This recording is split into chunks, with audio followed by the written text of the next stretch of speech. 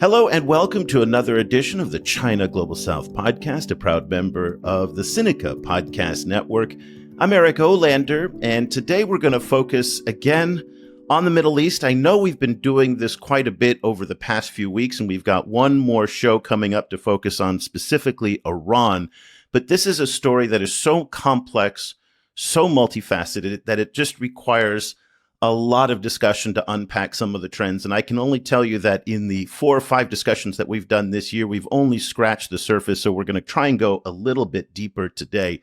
But listen, the news this week came up again about China's role in the Persian Gulf in the Middle East. Iranian Foreign Minister Abbas Araghchi, he traveled to China this week for the Shanghai Cooperation Organization's Foreign Ministers Gathering. Now, this was the first time that the foreign minister was in China to meet with his Chinese counterpart, Wang Yi, since the 12-day war among the U.S., Israel, and Iran last month. And the symbolism of this meeting is quite important because there was a lot of disappointment in Iran and among its supporters that the Chinese didn't do more to support Iran beyond the moral support and the rhetorical support. So if you recall, Chinese ambassador to the United Nations, Fulton, he spoke out repeatedly against Israel and the United States for the attacks. The foreign ministry in Beijing did the same. But other than that type of rhetorical support, we didn't hear very much. But the kind of geopolitical map today in the region looks very different than it did even just a few months ago, much less last year at this time. And that's why we want to kind of look at the whole region as a whole and where China's role is in that as it stands today. So for that, we're thrilled to have our old friend, Jonathan Fulton, who's an associate professor of political science at Zayed University in Abu Dhabi and the author of a brand new, beautiful book, Building the Belt and Road Initiative in the Arab World, China's Middle East Math. And also, just very important to note, host of the China Mina podcast and the man behind the indispensable China Mina newsletter on Substack, which again, I highly recommend everybody to sign up for, and I'll put a link to it in the show notes. And he is taking time from his summer holiday to join us. A very good afternoon to you, Jonathan. Good afternoon, Eric. Great to be back with you today. It's wonderful to have you back and to help us unpack so much of what's happened here. We're going to look at what you've laid out in the book more broadly across the region, but I do want to start in Iran, in part because we see this question of leverage that keeps coming back up into the conversation in the China-Iran relationship. We spoke to you last year about this when the United States repeatedly sought Chinese help to kind of use their purported leverage with Iran to stop the Houthi attacks in the Red Sea, also to, just to basically try and contain some of Iran's behavior. Remember, Senate Majority Leader then, Chuck Schumer, he raised the issue in a meeting with Xi Jinping. Also, the National Security Advisor raised it directly with Wang Yi. Both times, it seems like it went unheard. But at the same time, I want to bring up a conversation that came up in a press briefing 2 weeks ago in Shanghai, who was done by Consul General Ravid Bar from Israel. She said China is the only one capable of influencing Iran. Iran would collapse if China didn't buy its oil.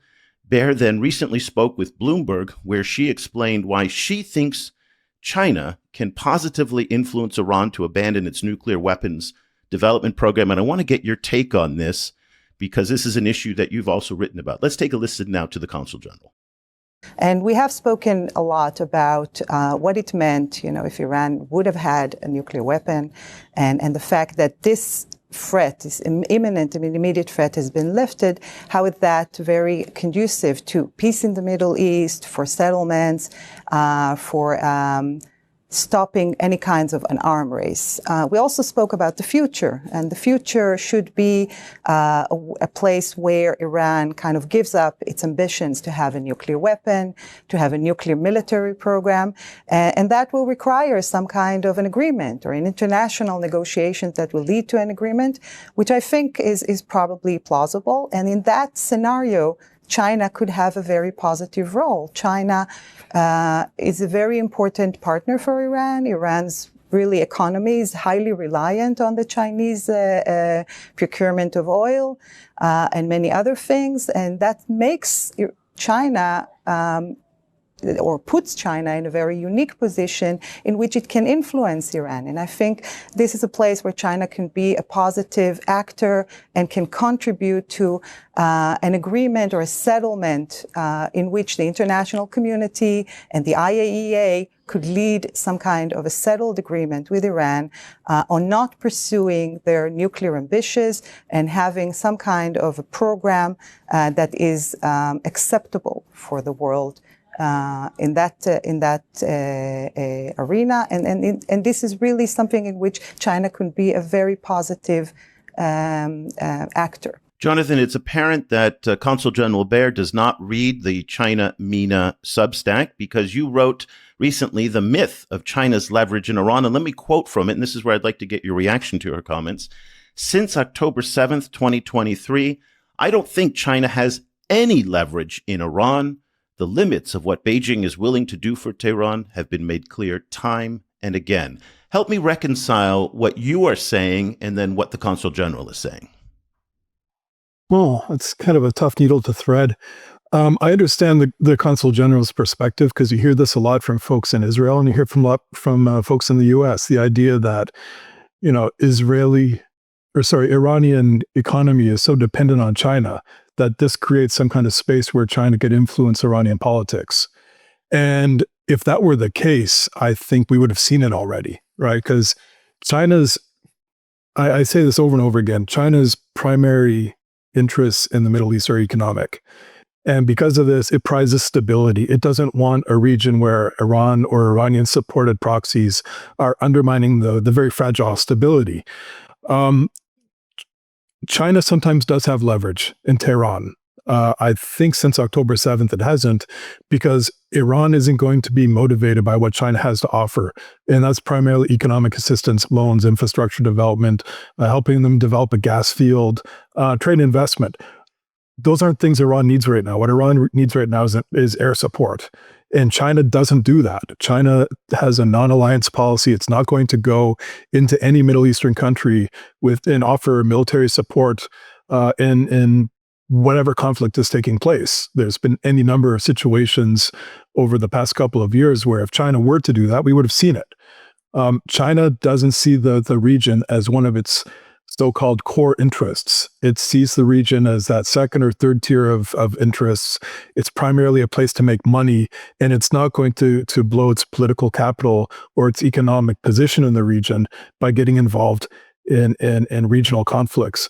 I think when they look at the situation between Israel and Iran, they see it as part of this broader historical trend that came from the end of the Ottoman Empire and this new modern state situation where the Brits and the French redrew the maps and America supported it. And China, to quote Colin Powell with the Pottery Barn, policy, you broke it, you bought it.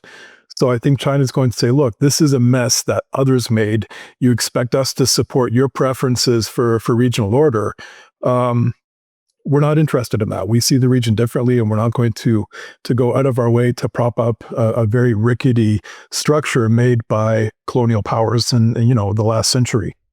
Yeah, well, we will never see the PLA Air Force flying in that region in support of Iran. To that point, I 100% agree. But we have been seeing a lot of reports about Iranian interest in acquiring the J-10 fighter jets, especially after what a lot of people felt was a very encouraging performance by Chinese military technology, not just the Air Force jets, the J-10s in Pakistan, but also how the Pakistani military leveraged Chinese information technology, ground base stations, also, the whole ecosystem of Chinese military tech purportedly performed very well in Pakistan. The Iranians clearly looking at that and saying, maybe that's the gap that we can fill with Chinese tech. When you look at those reports about Chinese weapons procurement in a country like Iran, is there any substance to that? Is that something that would help maybe change the equation? And clearly Israel is not going to be happy if the Chinese start exporting some of their advanced fighter jets to the Iranians. Yeah, so this feels to me like something that I'll give a definitive answer and then maybe look foolish in a couple of months. But I don't see a scenario where that kind of Chinese weapons technology makes its way to Iran. For the main purpose that there's a good chance that if Iran had that, they would use it in a broader regional conflict that would put China's interests at risk and also put China directly in opposition to a lot of actors that it doesn't want to be in opposition to. I think really when you think about China's involvement in Middle Eastern politics, there's the regional level, which is complex enough, where China's doing so much business with the GCC countries and Egypt, where there's a lot of Chinese investment and Chinese expatriate communities. That's a big concern for them. They don't want to empower or tilt the scales in favor of Iran, knowing that it could undermine or jeopardize those interests and those assets and those expats. But then you have to step back and look at it at the broader international level. And in that case, it's all about China's relations with the U.S., right? Which is the baseline of everything, and all the decisions Beijing is making. And I think China has to consider, is it willing to overtly challenge America in a way that will cause a broader conflict for China by supporting an isolated country like Iran that doesn't have too many good relationships anywhere else in the world? Are you really going to blow that political capital in support of Iran, knowing that the U.S. could then operationalize a lot of allies or partners that surround China, right? That the East China Sea, the South China Sea, could be arenas where America could poke back. So I think China would look at this and think, what do we get out of selling J-10s to Iran? We get money. We've got lots of money. We don't want the consequences, which could be a diminished political reputation among countries like the Saudis and the Emiratis, plus blowback in the relationship with the U.S., which, of course, is always something that they're trying to navigate. It's very fragile. But I think primarily China would like to have a better relationship with D.C. So why provoke them in Iran, of all places? Yeah. So last year, when we spoke to you, you laid out the hierarchy of interest that China has in the Persian Gulf, and you put the Emirates and the Saudis at the top of that. Does that still remain the same? Has what we've seen over the past 3, 4, 5 months changed China's hierarchy of interests? No. I think if anything, what we've seen is just how little China does in Iran. Again, if we look at an economic rubric to measure China's presence in the region, Iran is not that impressive. Whereas the Saudis and Emiratis have both surpassed that $100 billion a year in trade, tens of billions of dollars in Chinese investment, tens of billions of dollars in Chinese contracting in the Gulf countries. And as I mentioned before, a lot of expatriate citizens. So there's never specific numbers.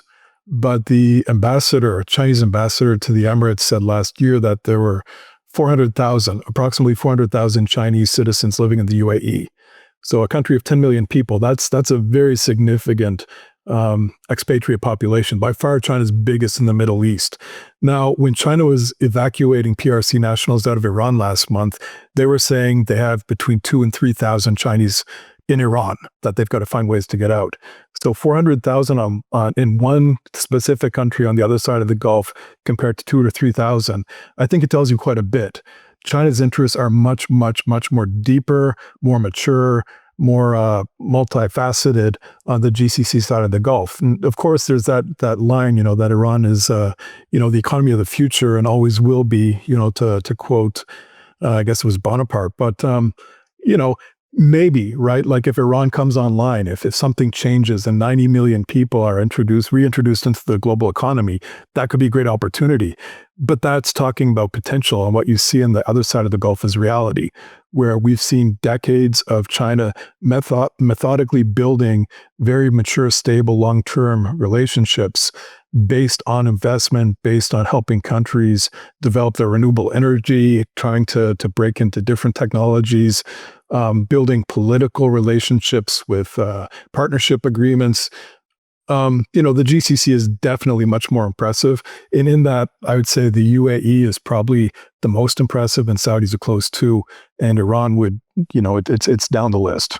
And just to give that number, 400,000, some perspective, the best estimates today that scholars have about how many Chinese expatriates are in Africa, a region of 1.3 billion people, is about 750,000, well under a million now. So to see, a small Emirates have 10 million people with 400,000 and a region like Africa with 750,000 just shows you the outsized importance that the Emirates now has. Very quickly, before we move on to the book, one last question about the conflict. At the height of the conflict, there was concerns that the Iranians were going to close the Straits of Hormuz. And again, the Iranian parliament said that it gave the government permission to do so. The government, of course, did not ultimately close the Straits of Hormuz, in part because it would have caused chaos in the international economy, especially with China, where it's believed they get between a third and a half of their oil. It seems to me when this issue came up that the Chinese may have miscalculated by concentrating so much of its energy to pass through such a volatile waterway. And this is something that's happened over the past decade, where the Chinese have shifted a lot of their oil production out of Africa, concentrating a lot of it in the Gulf, in the Saudis, the Qataris, and the Emiratis as well. And so putting their supply chain potentially at risk if Iran ever decided to close the Straits of Hormuz, or if it was closed due to another conflict. What's your take on this question of the concentration of energy resources that pass through the strait? And do you think that the decision that the Iranians made not to close it was in part due to Chinese pressure to keep the oil flowing? So I'll start at the end. I mean, I think China definitely is part of the equation. I also think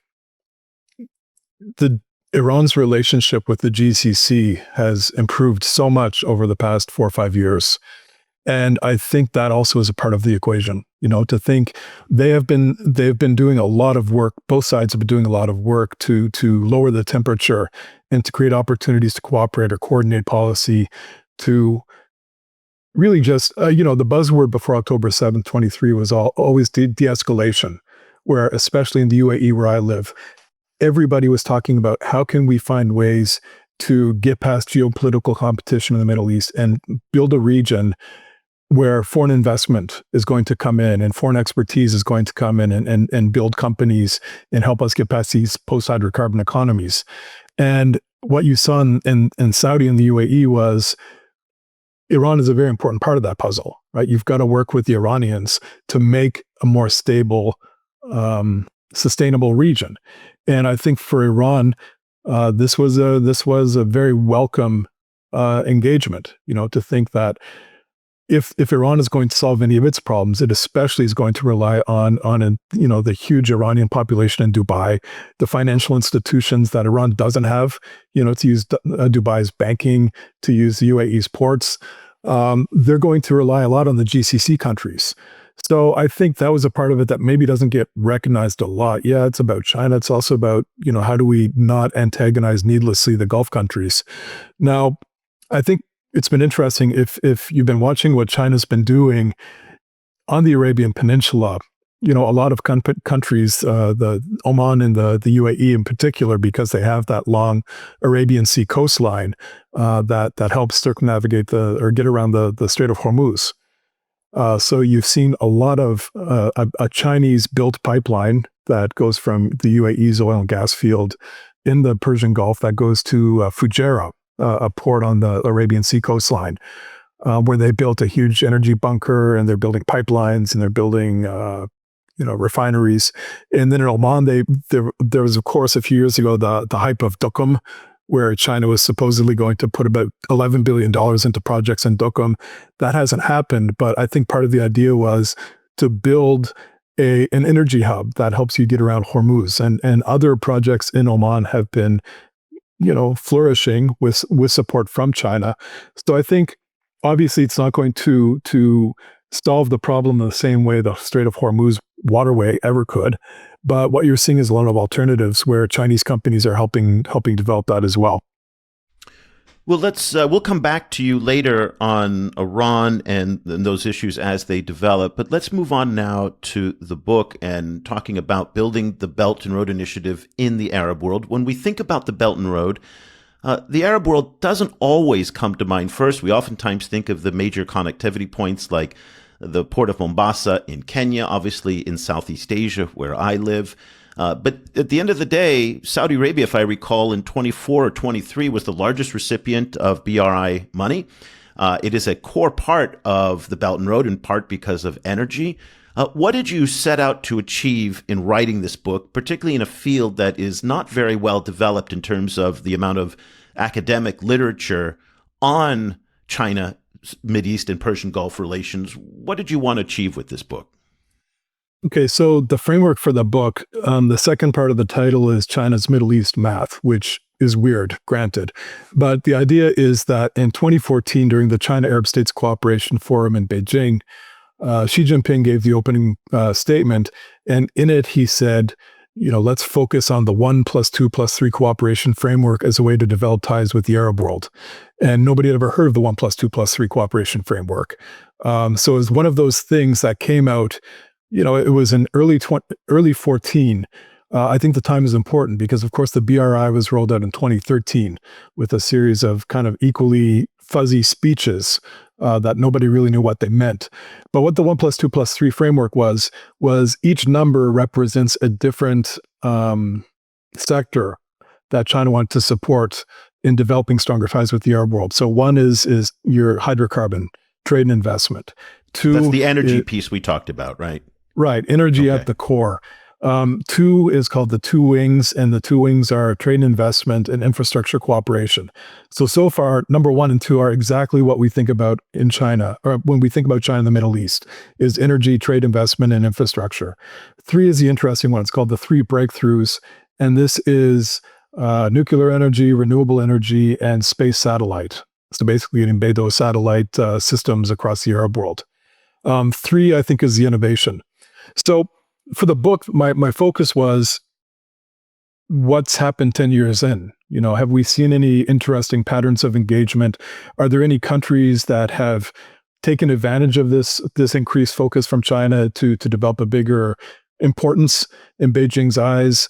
My hope, as you've said, as I've said, I live in the Gulf, and China Gulf is pretty well established.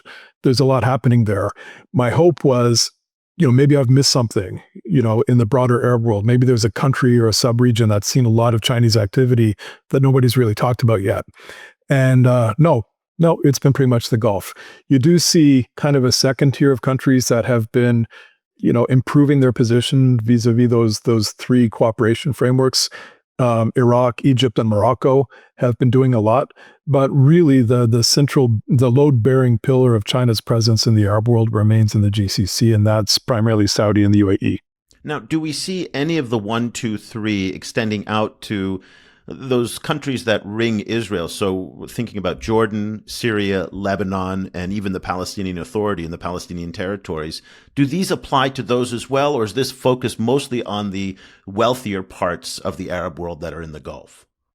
So theoretically, it applies to every Arab League country because it was rolled out at this China Arab States Cooperation Forum, and that's a mechanism China has like FOCAC, which your listeners will be very familiar with.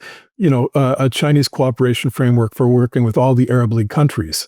So theoretically, Djibouti, Sudan, any Arab League member could be seeing this. Now, in practice, what we've seen is that countries that have a high level of political risk or economic risk or security risk haven't really been, actively engaged with China, whether because it's their own political situation like Syria or a Chinese state-owned enterprise reluctance in going into a security risk environment to try to win contracts. So with the countries you mentioned, the countries that ring Israel, Syria, Lebanon, Palestine, you see very, very little happening in any of the sections of this 1+2+3. I guess the logic is, why would you, as a project manager of an SOE, go to Syria and try to build something where there's a good chance that you're going to face some security problems for a very low financial result, when I can just go next door to Saudi or to Iraq and not face the same kind of problems and make a lot of money? Yeah. Well, it's interesting because Donald Trump made his first overseas visit of his second presidency to these regions, the UAE in particular, and also Saudi Arabia. And he really made it a priority. They said that these regions are going to be a major focus. And a couple of things that he did seem to echo the Chinese strategy that you lay out in the book, specifically the non-interference rhetoric. And again, Donald Trump has been very selective in his non-interference. His 50% tariff threat on Bolsonaro is absolutely an interference in Brazil's internal affairs. And obviously he has a stake, and he's expressed concern about the plight of white Afrikaners in South Africa, again, getting involved in the internal affairs of another country. But in the Gulf, he made it very clear. He said, previous American presidents, got up and said human rights was an issue and political governance issues. We're not going to do that anymore. That, of course, is a long-standing Chinese position, and it's interesting how they converged in that point. He also said that he wants the United States to be active in securing energy supplies and technology in those regions, which again echo many of the 1+2+3 themes that you have outlined in the book. Talk to us about this question of non-interference in this region, coming from both the U.S. and from China, and why this region seems to demand it more from its partners than other regions do. Yeah, it's interesting, and I should just point out that I'm in Canada today, so we're very familiar with current administrations. Yes, with Donald Trump's intervention in the internal affairs of other countries. Yes, right. Yeah, and for the American listeners who maybe aren't aware, nobody wants to be the 51st state. Yes, thank you for clarifying that. I wasn't sure if it was clear enough from the Canadians up until now. I do get asked occasionally when I'm doing talks at American institutions why people are wondering why there might not be interest in the generous offer to become a state. There's no appetite, quite a lot of anger. But anyway. But you don't want our healthcare system? How can you not want our healthcare system? But okay, non-interference in the Gulf. Tell us about that. Okay, well, look, so I think this is obviously a political issue from one administration to the next. Going back to George W. Bush with his intervention in Iraq and trying to justify this as spreading democracy and freedom and other values that he felt that the region was lacking. Then you had Obama, who said basically hands off. We're not doing the Middle East very well, so let's not spend as much time. Let's pivot. When Donald Trump says, like he did in Saudi earlier this year, we're not going to tell you how to live, that's music to everybody's ears, and I think that's true pretty much around the world, right? I've traveled a fair bit. I've lived in a lot of different countries.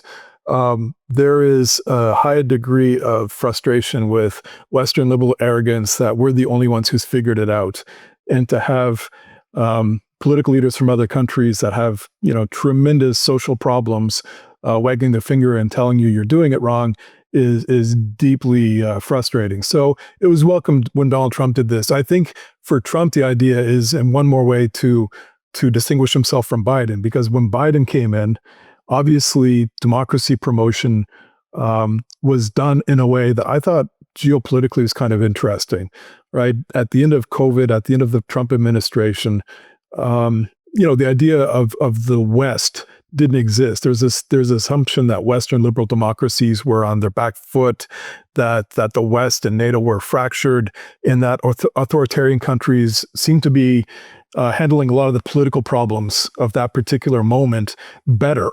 And this comes back to the Iran question and why China's been and Russia have been doing so much with Iran over the past few years. They kind of locked themselves into that relationship at a point when all these countries looked like they were ascendant and the West was on its back foot. And I think the U.S. change in administration under Biden needed some kind of rallying cry to say, look, Western countries, we need to start working together again, bringing more attention to the alliances, working with, the Asian hub and spoke countries that have been kind of treated not very well by the first Trump administration, recommitting to NATO.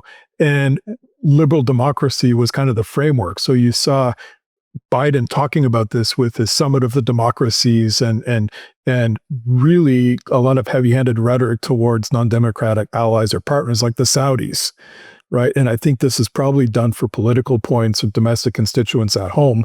But of course, it was really, really adversarial in a region that needs the U.S. and that the U.S. needs as well. So, for Trump then to come in and say, yeah, I'm not like Biden, I'm not going to talk to you guys the way he did, it's welcome. I think it also was recognition that while you see allies and partners like Canada or like the Europeans being treated with a lot of disdain from the current administration, partners in the Gulf were treated very, very well. And what you see, especially with the GCC, these very wealthy countries with a lot of capital and very ambitious agendas in the tech sphere. Again, getting back to the point I mentioned earlier about trying to get away from this hydrocarbon-dominated economy. I live in Abu Dhabi, and you can be sitting at a hotel bar and hearing people talking about hundreds of millions of dollars in deals. And in the past, that was usually oil and gas people. And now they're all AI people. There's just so much happening in the tech space. And whether that's, data centers or whether that's chips or AI or whatever, there's a lot happening in the Gulf. And of course, China is a very willing partner in a lot of that space.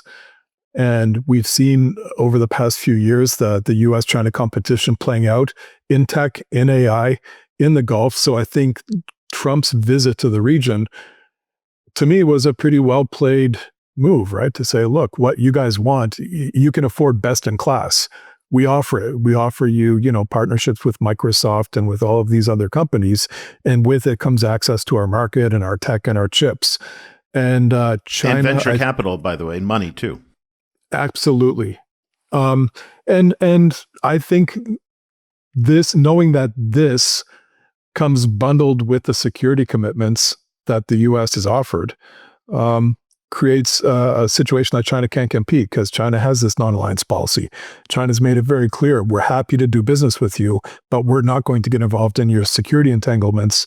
And that's the competitive edge that America has in the Gulf. But at the same time, we've seen a lot of advancements, and you talk about this in the book, of Chinese technology in these regions. It was framed in the U.S. that when Trump went there, it was a big setback for the Chinese. And the highlight of this, of course, is the UAE-backed G42 AI company that, disassociated itself with Chinese entanglements and then aligned itself with Microsoft. When we saw these headlines, though, did that mask the reality in terms of how much Chinese tech is permeating into UAE society and also in the Gulf? Because we see Huawei making big inroads, BYD is there aggressively, also Meituan, these are big e-commerce companies, are starting to expand in this region. What is the kind of the balance between U.S. and Chinese tech in these countries? Yeah, it's complicated, right? Because I think what we heard when this great power competition framework started to get rolled out in late 2017, was that any cooperation with China in tech sphere was going to be a red line. And everybody in the Middle East found that a very dissatisfying answer, right? Like, everything is tech. I remember being in Tel Aviv talking to a guy who had a cosmetics firm that used Chinese AI to help them develop their product lines. And an American official was in the meeting and said, well, that's a red line. You can't work with Chinese AI. And he's like, it's makeup. And they said, well, it could be dual use. You never know. And that was, you never know. That was the message everybody was getting for about a good 6 or 7 years, was you can't work with China on tech stuff. And I think, to their credit, in the Biden administration, they realized that wasn't a very realistic response. And I think they set the parameters pretty clearly to say, here are things that Chinese tech is acceptable, and here are things where they're not acceptable. And in the things that are acceptable, I think you'll see Gulf countries are very enthusiastic to work with Chinese companies in this type of tech. So what's acceptable? Give us a sense of what's acceptable. Well, that's a different podcast guest, I think, somebody who actually understands AI better than I do. But AI, but acceptable in terms of new energy, solar panels, BYD cars, that would all be under the realm of acceptable, right? Presumably? Well, I hope it is, because it's everywhere. Right. But I think anything that links up to any kind of critical infrastructure that brushes up against the U.S.'s ability to put troops and hardware in bases in the Gulf without being compromised, if it's something that's seen as purely commercial, like Chinese EVs, which are everywhere in the Gulf. It's incredible to me, the change in how people have come to see these cars. I remember going to an auto show in Abu Dhabi about 10 years ago, and it's all Ferraris and Maseratis and Lamborghinis. I took my my then little kids because they want to see the fancy cars. And then at like the least desirable spot at the car show was this BYD stall. And it was laughable. Like, the license plate was hanging by a single screw and just kind of dangling and brushing like as the floor. And nobody wanted to look at the thing. It was an ugly car. Nobody thought it was interesting. And now everywhere you look, people are buying Chinese EVs. The price point difference, the after sale service, they're everywhere. So I think what you see, in that space, and especially what you bring up is a big part of the book is renewable energy, whether it's solar panels, whether it's just creating any kind of renewable energy options. Chinese companies are totally cleaning up. Yeah. Very quickly before we go, because I want to let you get back to your vacation. You'd also talked a lot about security and defense in the book, and China has a very limited presence there, but there's always been a concern by Europeans and Americans that the Chinese were going to create a submarine base in the UAE. That did not materialize, that there was going to be greater presence of PLA Navy activity in the Gulf. We don't see that too much, but there was always a concern that there's going to be a permanent Chinese military presence in the region again. We have not seen that outside of the base in Djibouti. That still remains the only Chinese base in that region. What about the security presence? And again, you've talked about the non-alliance, and we've talked about the procurement of Chinese weapons. But countries like the UAE really do like Chinese drones. So there is some security involvement in the region. Help us map out what you've talked about in the book in terms of China's military and security engagement. I think these countries like buying Chinese drones. I don't think they like using them that much. You've heard conflicting reports of their efficacy from different conflicts in the region. And really, in terms of China's an arms vendor, it's not anywhere near what you would expect. It's really quite a modest provider. You see reports about, maybe Egypt's going to buy something, maybe Algeria is going to buy something. It remains a market dominated by Western companies. Now, in terms of a military presence, same, like you just don't see much, right? It comes back, I think, to this concept of core interests. When Chinese leaders are thinking about power projection or their foreign policy priorities, I don't think the Middle East is too high on the list. They have so many domestic issues that take so much of their time. And then that spills over into regions or countries or provinces like Xinjiang or Tibet or Taiwan that also require a lot of their focus. And then you're surrounded by 13 countries they share land borders with, and a bunch of countries they share maritime borders with, and a lot of them are problematic partners or hostile states. And then you've got a bunch of U.S. allies and partners. So the bulk of their military defense strategy, I think, is focused on its immediate periphery. And just the fact that you don't see, so the base in Djibouti, the rumored facility in Tajikistan, maybe there's something happening in Cambodia. It's got a bunch of commercial industrial park and port management across the Indian Ocean region. It doesn't serve as connective tissue to project power in the same way America's, deep alliance system and 700 plus military facilities around the world allows America to project power. If there were a scenario where China has to evacuate 400,000 people out of the UAE, it would severely tax, their Navy's capacity to do it. So I'd understand why China might want to. It would make sense if you have all those assets, if you have all those investments, if you have all of those expats in a secure, a competitive region with a lot of conflict. You probably would want a deeper footprint that would help you manage this.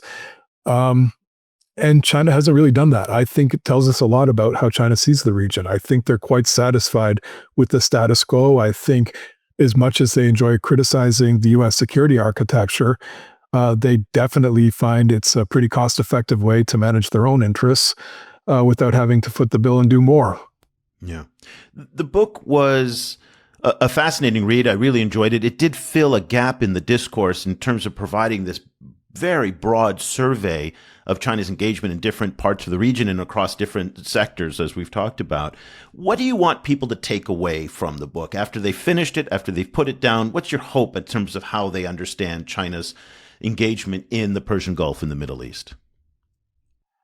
Well, I guess my hope is that this is one of the most politicized issues. I guess because I focus on it, I see it this way, but the barrier to entry on China-Middle East studies is pretty low these days. It became a sexy topic not long ago, and a lot of people have jumped in with both feet, and often they don't really understand the Middle East very well, or they don't understand China very well, or both. And what the result often seems to be is a lot of projection. This is what I think would happen based on what I would do if I were them. And I think that applies to a lot of, I talk to people in policymaking communities a lot of diplomats, a lot of officials who haven't really given this a whole lot of depth of thought because they've got a lot of other things to think about. And this is kind of new and maybe a little weird. So I hope that people reading this would, just have more of a realistic understanding of what it looks like on the ground, which is a country that has played a very insignificant role in a competitive region forever is starting to play a slightly more meaningful role, but nowhere near the way that it's often portrayed. If you talk to Chinese diplomats in the region, they've got great language skills. They know a lot about the region, but it's a very shallow pool of talent.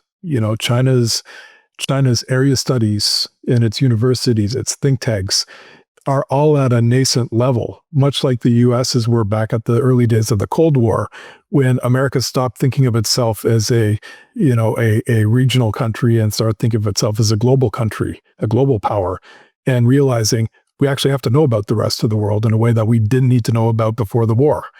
I think China's there now, looking at its Belt and Road and looking at its SOEs all over the place and saying, if we're going to manage these interests all over the place, we actually have to understand all over the place. So it's at kind of a developmental stage right now, I think, and it's not going to be the case for long. I think within 20 years, you're going to see a lot of great China-Middle East scholarship. You're going to see a lot of great centers studying the region. You're going to see a lot more scholarship programs and people going from both directions. But this is early days. It's not really as deep or sophisticated as a lot of the analysis portrays it. It's not as troublesome probably as we tend to think. So I hope that's my big hope. And then I hope also that everybody buys lots of copies for their cousins and classmates and casual acquaintances. Well, fair enough. We'll try to help make that happen. The book is Building the Belt and Road Initiative in the Arab World, China's Middle East Math by Jonathan Fulton. We will put it in the show notes, the link, so you can help satisfy Jonathan's ambitions to get your cousins and uncles to buy the book. Also, you do produce the China MENA podcast and the China MENA Substack. Tell us a little bit about what people can expect if they sign up for your Substack. So with the Substack, this has been, to me, a really rewarding project. My day job, of course, is I'm an academic, and you'll spend months writing an academic article that goes behind a paywall that nobody can afford. And, if you're lucky, a few hundred people might see this article over the course of a few years. China Middle East is, I think, a really important issue that a lot of policymakers, a lot of academics, a lot of people in the business world need to understand better. So the logic behind this was to just write in a non-jargony, non-academic tone to reach a broader audience and to do it with a frequency that will help people understand what's happening as it's happening. So my initial thought was, okay, I'll publish once a week. And then what I realized very quickly is there's just way too much stuff happening to do this once a week. So typically, I try to publish 3 times a week. And what I'll do is I'll share links of current stories that are in the news with some analysis that explains why this is important or why it's not important. Occasionally I'll write essays like the one you mentioned, The Myth of China's Leverage, and sharing stuff that I think people might want to see, whether it's books, articles, podcasts, stuff you guys do.